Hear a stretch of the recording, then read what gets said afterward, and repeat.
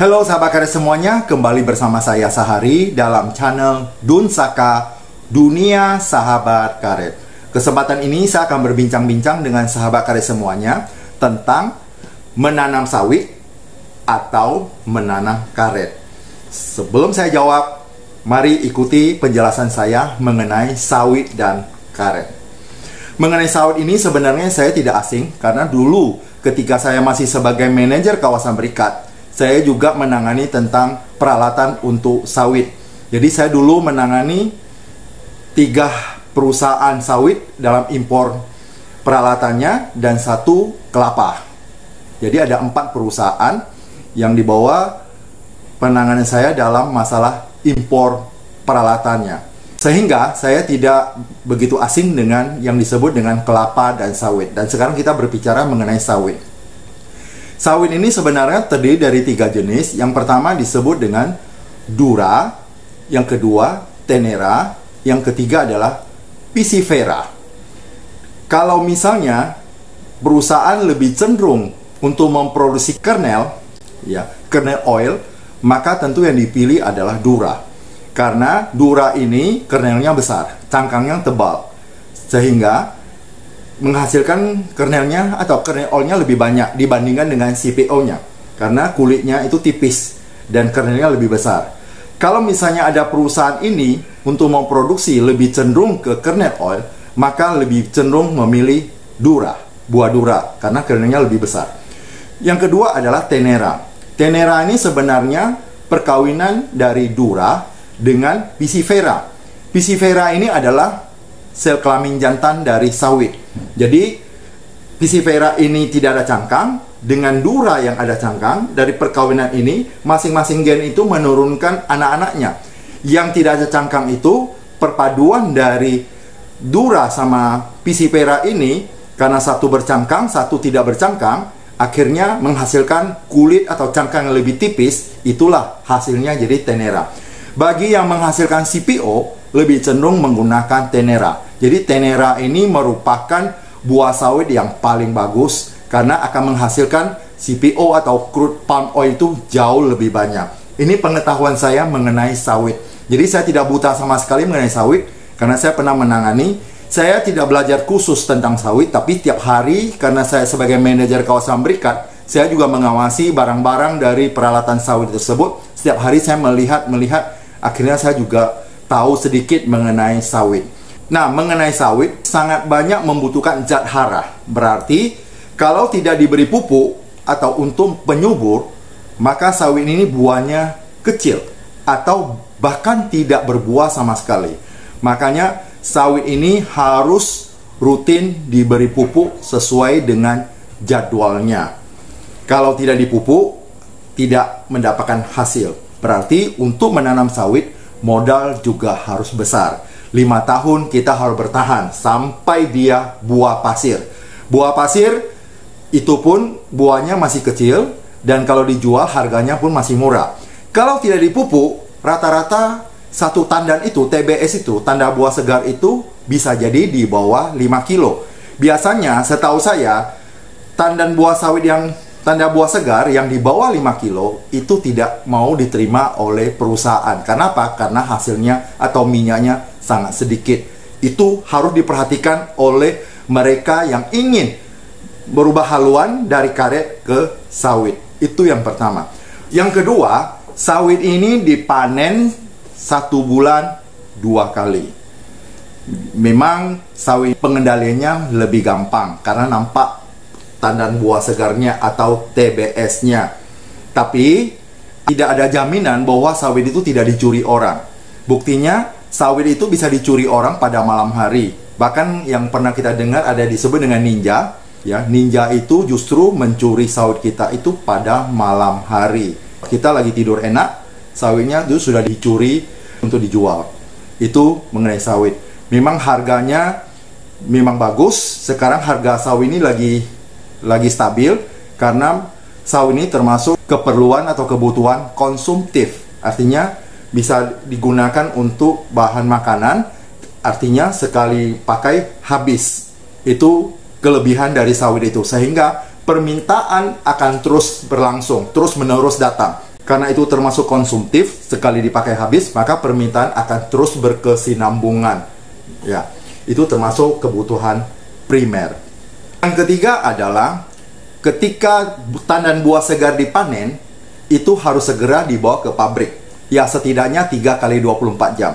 Jika melebihi waktu yang diberikan atau ditentukan, sawit itu akan membusuk. Sebelum membusuk, FFA-nya atau kadar asamnya itu akan semakin naik. Semakin tinggi asamnya, buah ini sudah mendekati busuk.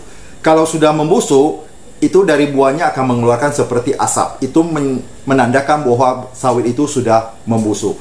Itu salah satu kelemahan dari sawit, tidak bisa bertahan lama. Ketika dia sudah dipanen, harus segera dibawa ke perusahaan untuk diolah.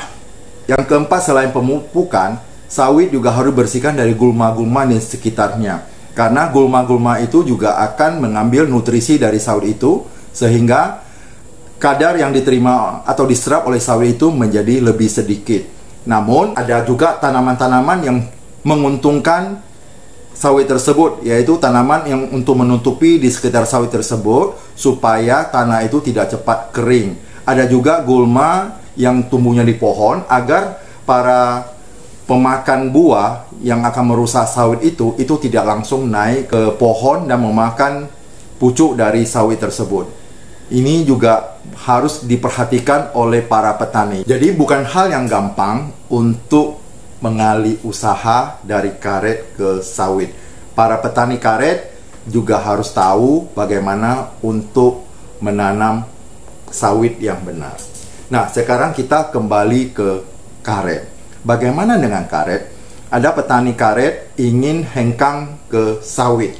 Artinya mengalihkan usaha dari karet ke sawit. Apakah memang semudah itu? Bahwa kalau kita di sawit itu akan lebih enak, ada waktu istirahatnya dan sebagainya. Itu menurut pemikiran kita. Itu menurut konsep kita. Tapi kenyataannya di lapangan tidak demikian. Sawit juga harus mendapat perhatian khusus dibandingkan dengan karet. Karet, dia bisa, kalau dideres hari ini, dia bisa disimpan 3, 6, sampai 1 tahun, masih mempunyai nilai jual yang tinggi.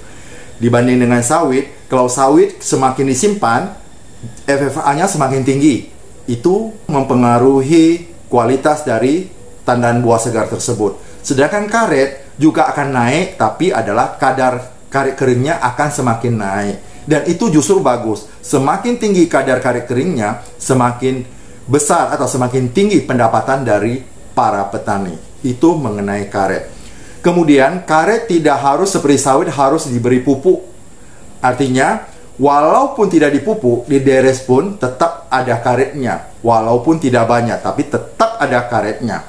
Nah, tadi dikatakan bahwa karet itu kalau kita upahkan orang lain untuk menderes atau menoreh, itu akan dikorup. Sawit juga demikian, malam hari dicuri. Karet, tidak mungkin orang menderes karet kita. Tapi biasanya orang akan mengambil hasil dari deresan kita. Artinya, malam hari tidak mungkin orang menderes karet kita. Pagi hari mungkin. Tapi yang menderes adalah petani karet. Dan nanti adalah orang tidak bertanggung jawab yang mengutip hasil deresan kita. Kalau sawit itu malam hari, kalau karet itu justru pagi hari. Jadi semuanya punya resiko. Keduanya mempunyai resiko. Jadi konsekuensinya pasti ada. Tidak semudah yang kita bayangkan. Yang seterusnya, yang ketiga, pohon karet, walaupun ada gulma, itu tidak separah dari sawit. Kalau sawit, banyak gulma akan mengurangi nutrisi dari batang sawit. Tapi kalau karet tidak masalah. Tidak diperhatikan, tetap ada karetnya. Jadi memang kalau kita lihat antara keduanya, ada plus dan minusnya. Cuma karet tidak bisa dijual, misalnya hari ini langsung dijual. Tapi karet ini karena penghasilan per batangnya masih sedikit, dia harus dikumpul dulu berapa hari baru dijual. Berbeda dengan sawit, hari ini langsung didodos atau diambil buahnya, hari ini juga langsung bisa dijual ke pabrik dan langsung mendapatkan uangnya. Berbeda dengan karet. Karet harus kita kumpul dulu, bisa 3 atau 4 hari, bahkan ada yang 1 minggu baru dijual, baik ke pabrik maupun ke pengumpul. Jadi ada plus minusnya. Bagi petani karet yang mau ke sawit, atau dari sawit mau ke petani karet, mereka juga harus saling belajar dulu. Jadi tidak segampang yang kita pikirkan dalam pikiran kita. Kadang-kadang kita terlalu menilai orang lain berhasil, kita pasti berhasil. Belum tentu. Kita selalu menilai pendapatan orang. Mereka dapat pendapatan yang bagus, kita harus seperti itu. Tidak bisa. Jangan menilai saku orang lain. Karena apa yang mereka lakukan berhasil, belum tentu kita akan berhasil. Kenapa? Kita belum tahu berapa modal yang dia keluarkan. Bisa jadi dia mempunyai modal yang banyak, yang kuat, sehingga dia dapat bertahan selama 5 tahun tidak ada pemasukan. Kita jangan menilai kantong orang lain. Kalau menilai kantong orang lain, kita akan terjerumus. Setelah kita tebang semua karet kita gantikan dengan sawit. Ternyata sampai di tengah jalan modal kita tidak cukup, sawitnya pun tidak akan jadi. Karena sudah kita tahu bersama, sawit sangat menyukai kesuburan. Pupuk, zat hara yang banyak. Tanpa zat hara, tanpa pupuk, sawit tidak berbuah. Kalau berbuah pun kecil-kecil, seperti buah pasir. Perusahaan tidak akan menerima buah yang kecil. Pasti lebih 5 kilo ke atas. Semua tergantung kepada para petani. Jadi mana yang bagus? Bagi saya, keduanya bagus. Tergantung pada kemampuan dan pengalaman masing-masing petani. Kalau petani karet itu punya pengalaman yang bagus dengan sawit, dia mau nanam sawit, silahkan. Karena itu pilihan ada para petani. Atau sebaliknya, petani sawit ingin hengkang ke karet, juga silahkan. Yang penting dia juga harus belajar bagaimana untuk menanam karet yang benar. Dan petani karet kalau mau hengkang ke sawit juga silahkan. Dan dia harus belajar juga bagaimana tata cara menanam sawit yang benar. Yang jelas keduanya menguntungkan para petani. Semua pilihan ada para petani. Tapi yang paling penting sebelum dimulai, keduanya harus belajar dulu. Karena pasti memerlukan modal. Karet juga memerlukan modal. Memang dibandingkan dengan sawit, karet lebih kecil modalnya. Karena karet itu sudah ditanam, dibiarkan saja, dia tetap hidup. Dan dia menghasilkan getah. Berbeda dengan sawit. Dibiarkan sama dengan tidak berbuah. Tidak ada hasil. Jadi, berarti sawit membutuhkan modal yang lebih besar. Tapi, semua itu tergantung pada modal. Kalau para petani karet yang mau ke sawit mempunyai modal yang kuat, silakan. Karena semua itu pilihan terbaik. Boleh saya sampaikan, terus terang, salah satu komoditi yang sangat menjepit perkembangan dari dunia karet adalah sawit. Karena banyak sekali petani karet yang sekarang bahkan hengkang ke petani sawit. Kenapa? Karena menurut mereka itu sawit lebih menjanjikan. Benar. Karena sawit itu adalah bersifat konsumtif. Sedangkan untuk karet itu hanya bersifat sekunder. Jadi bukan kebutuhan primer, tapi adalah sekunder. Makanya permintaan itu belum tentu setiap saat ada. Sekarang itu harga karet di dunia itu lagi terjepit dan terjadi fluktuasi harga yang tidak menentu, sehingga petani-petani karet itu banyak sekali yang sudah hengkang ke sana. Salah satu contoh, pada tahun 2015 terjadi kebakaran yang sangat dahsyat itu di Kalimantan Tengah. Dan yang lahan yang banyak terbakar itu justru lahan karet. Setelah terbakar, mereka atau para petani karet itu tidak menanam karet lagi, tapi yang ditanam adalah sawit. Itu adalah pilihan mereka. Apakah itu bagus? Ya bagus, silakan. Karena para petani punya pilihan, karena itu berhubungan dengan pendapatan mereka. Tapi ingat bahwa kalau karet itu tidak menguntungkan, kenapa negara-negara lain dulu, kalau kita hanya ada 3 negara sebagai pengekspor karet terbesar, adalah yang pertama dulu adalah Malaysia, Indonesia nomor 2, Thailand nomor 3. Sekarang Thailand, Indonesia, Vietnam, baru Malaysia. Sudah 4. Sekarang India juga ada karet, Tiongkok juga ada karet, sudah ada 6. Bukan hanya itu, Laos, Kamboja, Myanmar juga sebagai pengekspor karet. Semakin banyak, karena semakin banyaknya ekspor karet, berarti suplai karet dunia menjadi berlebih. Dengan berlebih berarti permintaan berkurang, makanya harga karet langsung anjlok. Apalagi sekarang kondisinya terjadi perang ekonomi antara Tiongkok dengan Amerika. Keadaan ekonomi Tiongkok itu agak goncang, sehingga permintaan terhadap karet itu mulai menurun. Semua itu memang harus kita ketahui agar kita mengambil suatu keputusan tidak salah langkah. Apakah kita menanam karet ataupun kita menanam sawit. Semua keputusan ini tergantung kepada petani karet ataupun petani sawit, karena itu berhubungan dengan pendapatan.